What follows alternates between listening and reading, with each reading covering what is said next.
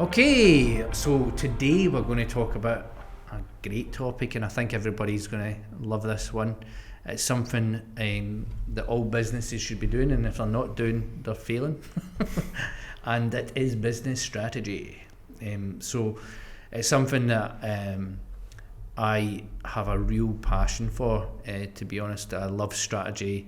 I obviously love business as well. I'm in business. And we obviously help people form their own, help businesses and clients form their own marketing strategy.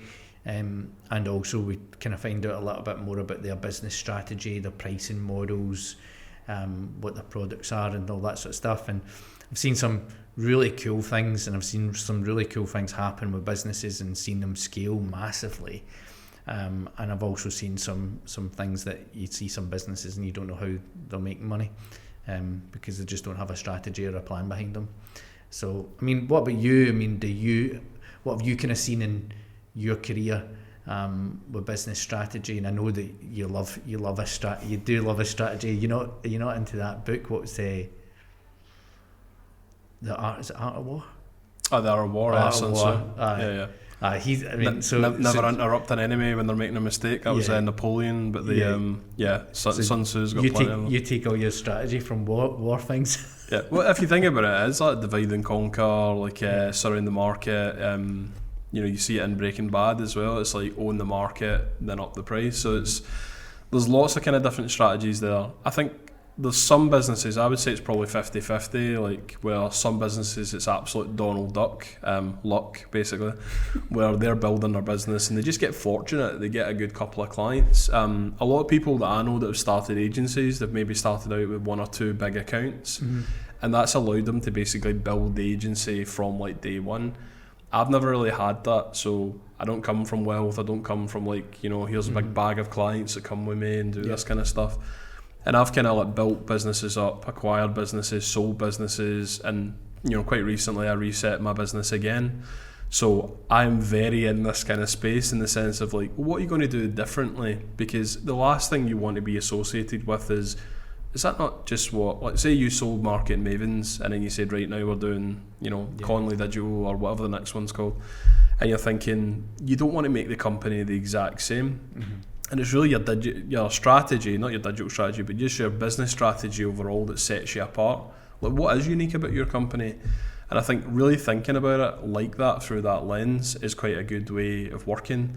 I was doing this last night. So there's a company that I'm trying to acquire just now, and I'm trying to work out how am I going to change it? What am I going to do with the company? So when I look at the business and I say, this is how they run just now, I'm looking for where are the gaps, where have I identified things where my influence, my contribution to the company will maximise their kind of profit. I don't know if you've heard the business model canvas. Have you seen that before? Yeah, you've seen it. It's a brilliant thing. So as a tool, honestly, Google it, business model canvas. They basically grid up a page, so it's like a one-pager, like a one-page CV, and it's like, who's your key partners? So right, we're in business with jewellers and diamond merchants and XYZ, like just fill in the blanks. Key activities, what do? We do procurement, we do networking, we do influencer marketing, so you're putting them all down. And then you've got key resources, so who have you got in your team? Like I've got these collaborative partners, I've got trade deals, I've got staff, I've got remote workers, I've got a factory or whatever. What's your value proposition? Like how are you bringing that to the market? What's unique about you? What sets you apart? What's your special sauce? And then it's like customer relationships. That could be like people so who's in your sphere where you say we already work with Diageo or Aldi or Walmart, it doesn't matter, like you've already got some track record in the field. Then it's looking at channels, like so what have you got available to you, right? So we're quite big on YouTube, we use LinkedIn quite heavily, you might be looking at things like TikTok, but it could also be things like networking, like we attend these two big events in Manchester every year and we run I don't know what the right time for it is, like a trade show kind of thing. I mean, let's hope they come back. Then your customer segmentation, and then lastly you're looking at what's your cost structure and what's your revenue streams, like how are you going to make money from your idea. And I think by breaking a business down by that structure, you're really able to analyse it and see, I'm actually not really sure what's our unique selling point, like what is different about us to the competition, And see, when you do that exercise, it kind of identifies gaps. So even if you're thinking, I pretty think I'm up to speed with my overall strategy, you start to see, like, actually there's lots of gaps here. I've not really thought about the channels, you know, when I restarted, like, even now I don't have an Instagram. I've got an Instagram, but I'm not using it as an account. But then I'm like, I don't really know the value of it for me as a business. And I think unless I'm going to put the effort behind it, I'd rather it just kind of sits empty rather than has, like, kind of, well, he's done one post a month, but it's not that great. It's exactly, he says, it's like what you're going to spend your time and effort in doing. And that is a big thing about strategy. You know, what effort are you going to spend? Are you going to target this area? Are you going to target that area? Because that's ultimately what your plan should be. And one of the models that I use, and I use it in marketing planning as well as business strategy, is a model called SawStack, and it's created by a guy called PR Smith. I don't know if his name's Paul, but he calls himself PR Smith. Anyway, I've used it all the time. I find it absolutely brilliant because it just follows a set model, and if you cover off a lot of these points, similarly with the business model canvas, you cover off a lot of these points, you actually cover off a lot of elements and you actually get success. So it starts with, like, first S is like situation. So you're looking at your situation analysis, like, where are we now? What's your resources and capabilities? What's, like, doing a SWOT analysis, so what's my strengths, weaknesses, opportunities, threats? Maybe looking at your external environment, so pestle analysis, like, political environment, economic environment. We're going to hit another global recession after, because obviously there was Brexit and there's COVID and all that sort of stuff. We're definitely going to get hit by another global recession. Technological advancements. So technological advancements is massive. Obviously, again, COVID helped, boost Zoom, boost Teams. So that's how you get that situation analysis, really understand where you are. Then you do your objectives, right? So what are your goals? What are your objectives? And then these have to be SMART objectives. So when you mean SMART, is like they're specific, measurable, achievable, relevant and timely. There's no point in making a goal and going, we're going to make £1 million in the first month, and you're like, well, how are we going to actually do that without any resources and capabilities, and we've not even got the product. Is it realistic? Is it realistic? Can you do that? Because it's not impossible, there probably is companies that do that, but that's what I'm saying. It's not easy, You put it within the time, you go, that, well, we could do it in 2 years, because then you go, right, fine, that's going to work. So you work that out and make sure that obviously the objectives are going to really align from what you've got in that situation. And then it's really about, after that, the STs, like the strategy and tactics. So, think war, we're going to get these guys, and these guys, we're going to put them here, and then we're going to get these little soldiers, and we're going to put these little soldiers in the front line. Same way in business, you've got resources here, we're going to buy software, then automate things with the software here, we're going to use our marketing message and talk to this target audience, and then think of the tactics. So we're going to use Instagram or YouTube or influencer marketing or paid advertising, or go out to trade shows, or do a bit of kind of integrated marketing. That's a bit that I really get excited about, because you've got that, and it's like, right, cool, we're going to basically put all these things together, and this is how we're going to attack the market and see and really disrupt things. And then the A and the C is the action plan. That's actually then going, right, we've got an action plan, and this is when you're kind of going into your daily meetings, your process, like, what are you doing each day to hit the objectives and hit the goals, to move you closer to your goal. So you said, I'm not going to do Instagram, there's no point. But if some people are, how many posts are you going to do a day? How many are you going to do stories? What sort of content are you going to write about? That's when you're doing it through that action plan, and then ultimately control. So how do you know everything's going right? So you don't want to go, right, this year we're going to hit £1 million, get to the end of the year, we only got 100. What happened? Why are we doing this at the end of the year? We're now failed in the business.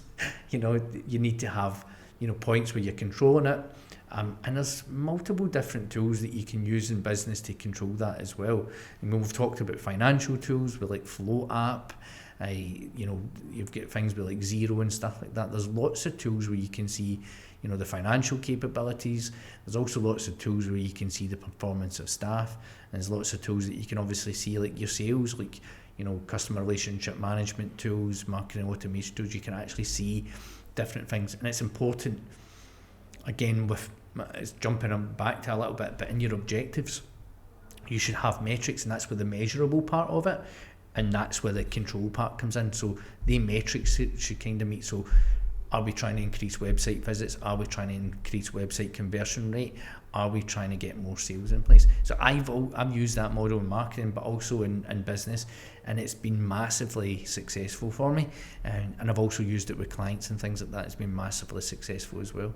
How do you do that? See yourself when you're kind of doing your business strategy. So obviously I know what I do, but how do you approach that? Do you have like a time in your week? Do you do that with someone? Do you do it on your own? Do you sit with like a whiteboard? So how often would you say you're doing that? For how long? And who are you doing it with? So with the business strategy, I have basically every year I kind of reset everything that I do. Now, similar with you, I used to do it myself, but similar with you, we're in a alternative board, and I actually now kind of sit down with our coach Campbell, and we'll go we'll create the plan and kind of go through the plan of like what we're trying to do, what our goals are, and things like that as well, and that helps as well because it gives sort of accountability to it. But obviously we have sort of mid-year reviews with that as well, but we also have like monthly meetings with them, and that's where it's kind of, it keeps me in line because I have all these set things that I'm going to be doing in the business, and it's very much, that's where I'll have the accountability of Campbell going, why are you not doing this? Like, you're now starting to go down the line of doing something else. That wasn't what your plan was. So why are you kind of coming off that?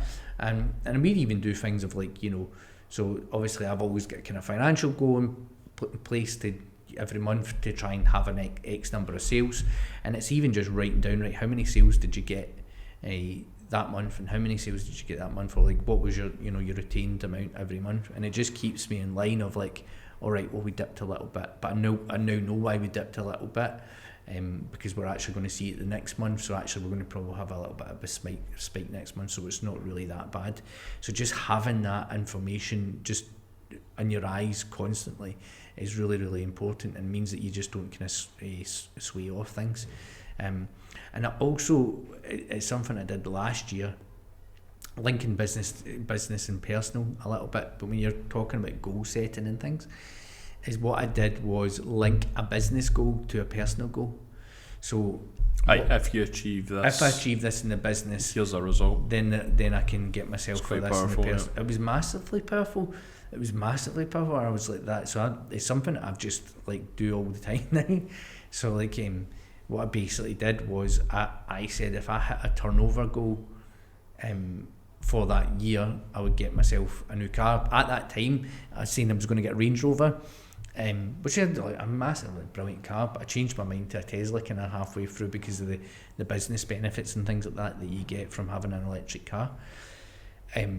But I knew I wasn't getting that car. I wasn't getting a new car if I didn't hit this financial goals. And I really wanted the car. It motivated you. And it really it's like a kind of slight motivation.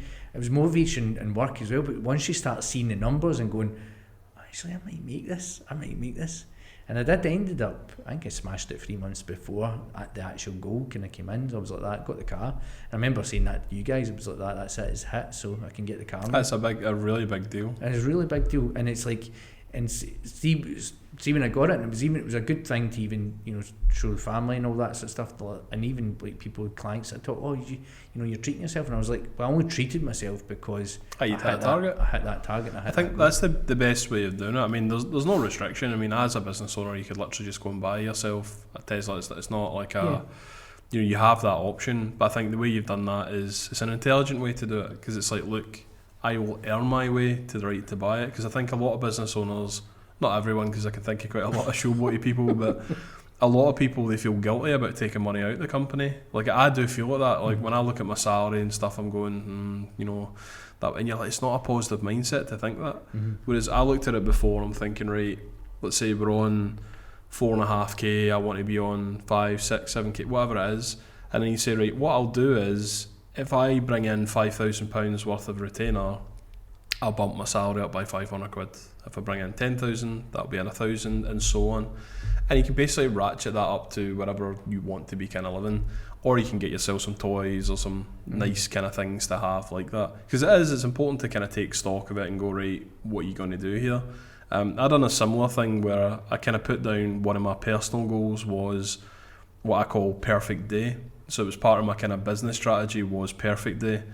So I was basically putting myself in a mindset and I thought, right, what would be my perfect day? What would that look like? So I said I'd like to be able to take my wife shopping and go to London and just go to like kind of nice restaurants, and like getting really specific. And you talk about SMART goals, I was like, right, this is where we'll eat breakfast, then we'll go for a show, then we'll go here, and then we'll stay in the Radisson Blue Hotel and like right in the sort of theatre district, and these are the shows. And it was like finite detail, like what room would I stay in and how much does that cost, and the more you think about it, the more it manifests. And I don't know if you use like a vision board, but I think it's that type of thing, in the sense of, because I'd thought about that, I was very quickly kind of going, right, what did I do here? So I booked a hotel, right? So I booked a hotel before I had the money in place, so it was done. So if I couldn't get the money to pay for the difference of it, I was going to lose the money what I paid for the hotel. And because I focused on it so much, it was like, this is easy, of course I could do that. And it was quite an expense in that kind of way, but I thought, what a brilliant experience. And I wouldn't have done that had I not thought, right, that's one of my goals. And previously my goals had literally just been that I want to grow the team to 25 members of staff, I want to open a second office in another country, I want to acquire this division. And like generally I've always got the goals I've set myself down. So my kids are like, well, why don't you just write down a couple of million quid, Dad? And you're going, yeah, why don't I do that? That'd probably be the smart move, wouldn't it? But I think it's like, I'm not really motivated by the money, so it's not enough of a pull for me. I'm much more like yourself, like the cars are tangible, going somewhere on holidays are tangible, but money's not really. It's kind of like after a certain point you're kind of going, it's nice and obviously gives you security, but it's kind of like it doesn't really do anything for me. And it's funny though, like if I was to get the car, if somebody was to go, there's a car, I actually wouldn't enjoy it as much. It's all about that journey. I loved it. To get it. That was the exciting part of it. Getting the car at the end was brilliant, and it was good. It was a good reward. If somebody just went like that, there's a car, for that, it wouldn't have been as exciting. It was like, to do it and go through like, we're going to win this deal, or we're going to do this, and changing things around about business just to try and like streamline things and make things a little bit slicker and try to make more money out of it. Changing prices and packaging and different things like that as well really helped, around the strategy. And it was because of like I had that little bit of motivation. And I mean, what you kind of just touching on a point there, like you talking about things, to finite detail. It goes back to like some of the podcasts we talked about before. It was like the kind of mindset and things and the visualization, but you're manifesting what here's what it is. Here's what it is, and that's massively powerful as well. You actually manifest and you actually visualize, what that is, and you should have that. You should have a personal vision board of like what you want to do in life. You want to buy a house. I mean, I've got ones. It's like I want to buy a house in the south of France. So like when I get to a certain point in my life, I want to like work 6 months here, 6 months off. Again, one of the ones was a car. One of the ones was getting my own house. All these things, I've set them all on a vision board. I don't. Now, there's people that have a massive vision board and will actually put like little bits of paper and all that sort of stuff. I like something like that. But I've got it as a kind of set, like it's just it's something on my kind of, it's like a reminders on my Apple thing, and I just check it every single day, and just reading it just visualises it in my mind of like what am I doing, and even it's like set like money goals and all that sort of stuff. And I've seen people do it on their computer screens. They even have a little bit of paper and do it on the computer screen, so they open up their computer and it's there. And, every single day that they visualise it, it just sinks into their head. They say that with like business plans and stuff. Like a lot of people write a business plan and it goes in their drawer, but the best place to do it is somewhere where you see it all the time. All the time. So I got kind of criticism for kind of writing down our kind of sales pipeline. Like, so it could live in a CRM, but I work far better when I can see it on a whiteboard in front of me. So what I do is I write down, these are the clients that we're working with, these are the clients that are in the pipeline, and then I kind of rank them based on, not in order because it takes ages to rub them all out, but I just do with like a colour code. So like green means it's kind of shoe you in, the deal's kind of done, we're just agreeing the final steps. Blue is kind of like my amber, that's my middle, and I'm kind of thinking, right, that may come to something, but we might just lose that. and then red's like kind of seems to lose interest, not really spoke about. But then I write down a status, like a kind of follow-up. So I say like, follow-up, you need to phone that person, or what's the stance in this tender, where are we actually at? This deal seems to be done, but we need to kind of get the invoice kind of sent out. And just by like coming into the office and seeing it every day, I kind of know like, right, there's sales in the pipeline. So let's say that was empty.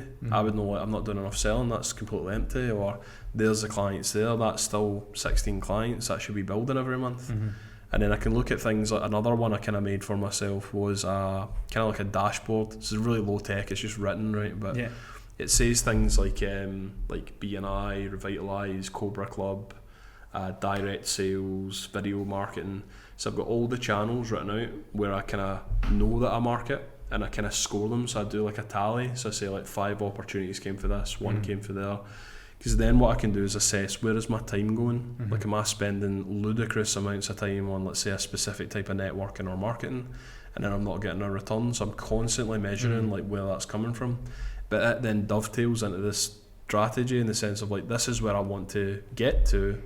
So like the company I'm building, I've just recently taken on a second developer. So I've got 2 developers and myself, and it's like a 4-month company. But I know that I'm kind of like pushing myself to the edge of comfort, where it's like, you know, that's the salary roster goes up and up and up and up. And because we're a new company again, of course that's scary. But even in my head right now, I know I need a designer and, you know, another couple of roles. So my focus isn't how do I just cover that, it's how do I get that and the salary for the designer, and then get back to the same levels of profitability where we were. And people on the outside would be like, oh, that's insane, I couldn't do that. I'd be really, really worried about that. And you're like, well, of course that's there. But I actually find, I was talking to a really experienced business owner the other day, and I kind of mentioned a kind of comment. He's like, oh God, you're so right. And I was like, I think entrepreneurs play better for the back step. Like, I actually perform better when I've got a gun in my mouth than I perform when I'm like kind of super comfy. So I've had like points where it's like, you're on like 5-6k a month salary, you're putting money aside, you've got all the kind of nice toys, I'll just clear off a loan here and there, and you're kind of thinking like, oh, there's 20 grand in the savings account, man, we're fine, we're doing good. And you kind of feel complacent, because you're kind of like, the hunger's not there. It's like Rocky Balboa, it's like that kind of, the eye of the tiger is out, but then there's always somebody there wanting to eat your lunch. You know, there's a younger John Loudon, or another John Loudon out there that's kind of looking at it and saying, right, I want my kind of slice that I want to be the champion, I want to get to the top of the kind of hill. And I think like you end up regressing if you're not progressing by default. So I think in my strategy, I'm quite good at manipulating myself, in the sense of I'll take money and I'll stick it away in a savings account, and I'll just pretend I lost it. That the business had to pay a £10,000 thing, and it didn't, but I'm just like, put it in an account, oh my God, I've only got 2 grand in the account, and it's like your brain goes into overdrive going, right, how did I generate the salaries, how did I do this, how did I do that? And I think that's actually healthy, because when you look at it with your accountant, they're saying, oh, it's actually really, really healthy that way, and they're going, what's this money to the side? And you're like, oh, it doesn't really mean anything, that's just so I don't see a big balance when I look at my account. Because in a bigger company, and you'll know that yourself, you see a big number, but realistically, by the time you paid all your bills and your staff, it's actually not all that big. Yeah, I know, and you had a great point as well. Playing it safe is not actually the best way to do it. So a lot of people play it safe and go, oh right, we're only going to try and, in business hit this amount of money. But actually, the way that you're doing it is like, I need to hit this goal, or I need to hit this amount of money to make the business survive. So the best way to do that is just give yourself that massive goal and actually do everything that you possibly can to do it. And I think we talked about this one, or I've got a good example for it. It was like, basically think that if it doesn't happen, then you're going to lose your wife and kids. Or, I was going to say that exact thing. But that's leverage though. It's motivation, because it's like, right, you would do everything in your power to like stop. If your kids were in a car, you see all these reports, people rip the car door off, and you're thinking, wait, how does like a single mum rip a door off a car? She's not bloody the Hulk. But in that kind of mode, they're in that sort of like fight or flight, in the sense of like, I will not let my family suffer for that. And I use, again, it's another form of manipulation, but I've used the thing of like, you'll lose your house, I've used the thing of like your family, and they're negative thoughts, but as long as it motivates you the right way, I would say everything's fair game. The brain is easily manipulated, so if you put yourself in that scenario where, well, what would you do? And it can make you do things like maybe you're thinking, I don't really want to follow up on that, and what if they say no? What if I get rejected? Like, deal with it, pal. Deal with it, sweetheart. Because you're not going to progress it unless you ask the question. So if I phone you up and say, you were talking to me about that bit of software, are you still interested in doing that, or should I just take it out of the CRM? Now you might say, don't want to do it anymore. Fair enough. But I'd rather know that than it's sit on the board and I go, we might get that. And you're like, well, you might get it. When was the last time we spoke to them? Where are they at in their head? Are they, they've maybe moved on and they've got a new idea. But that's why I think for me, I'm a visual person. I need to see, there's my pipeline, there's my customers, there's my staff, and know my numbers, so I can kind of like feel comfortable in the sense of I know where the business is and I know where my pressure points are, and if it gets a wee bit too kind of good, then I think you do need to be a wee bit harsher on yourself. It's something that I do daily, is I've got like a 4 quadrants of 4 pillars sort of thing. So I look at everything on finance, I look at everything on growth of the business, I look at staff, and then I look at the kind of admin type stuff as well, and that makes me kind of cover off all the points in business and making sure that I'm on top, because you can't just forget about the finance, you can't just forget about growing the business at that time just because you have a staff issue. You have to actually make sure that you're covering off all points. Even if the office got fired today, those 4 things would still need to be done. And I think people maybe don't think about that, and the fact is people go, how can you ignore that this has happened? And I'm like, I'm not ignoring it, I'm acknowledging it, I'm dealing with it, then I compartmentalise it, I deal with what I need to deal with, and then I might come back to it, but I'm not going to let it possess my entire day, because then it's like, right, well really I had a day off there, but not in a good way. It's like a pretty negative one. What would be your kind of business belter, Mark, for business strategy? Like, what would you advise if somebody was like, right, what's the thing I need to focus on? My business belter would be to have, we talk about in business having vision statement and mission statements, and we've talking about, even personally having a kind of vision board, is have that, I think ultimately have that goal in place of what you are wanting to do at the very, very start. And then from there, you're obviously, everything's going to form under it. So if you're going to use business model, Canvas, SawStack, whatever model, it will form underneath that because you've got that goal in place. What are we trying to do? And that can be anything. We're going to try and grow website visits. We're going to try and get more money from the shareholders. We're going to try and do, get more people in the business. That then forms the rest of that plan and the rest of that strategy. So I would say my ultimate business belter is to make sure that you follow your vision statement and your mission statement. What about you?